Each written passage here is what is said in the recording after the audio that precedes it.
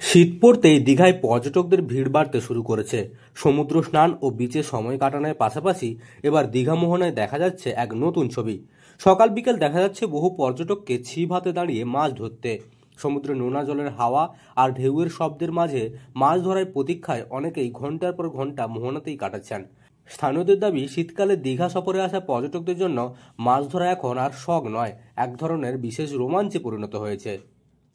আমি এখানে প্রায় এর অনেক আগে এসেছিলাম। এটা মোহনা, দীঘার মোহনা। এখানটায় ওই ফিশিং অনেকে করে, অনেক বড় বড় ভেটকি মাছ ধরে বা অন্যান্য মাছ ধরে। তো আমি জাস্ট মাছ ফিশিংয়ের জন্যই এসেছিলাম, কিন্তু এটা আমাদের নেশা, পেশা নয় আর কি।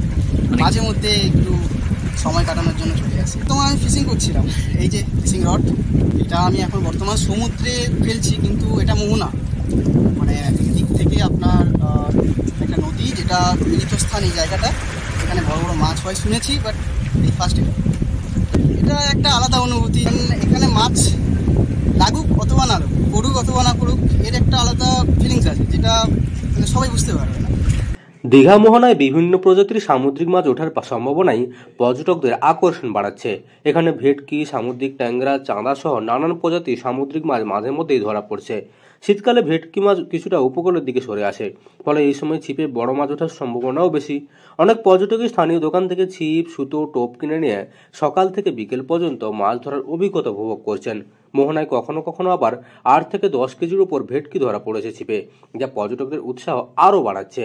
এক পর্যটক শিবম সি বলেন, দীঘায় প্রায় প্রতি বছরই আসি, কিন্তু এবার ছিপ হাতে মাছ ধরার অভিজ্ঞতা একটু অন্যরকম।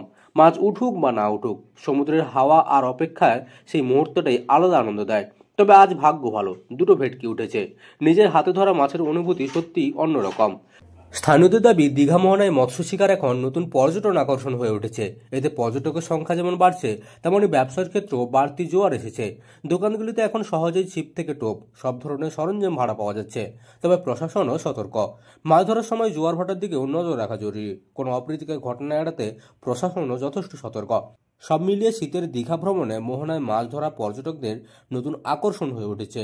পূর্ব মেদিনীপুরের দীঘা থেকে মদন মাইতি রিপোর্ট, লোকাল 18 বাংলা।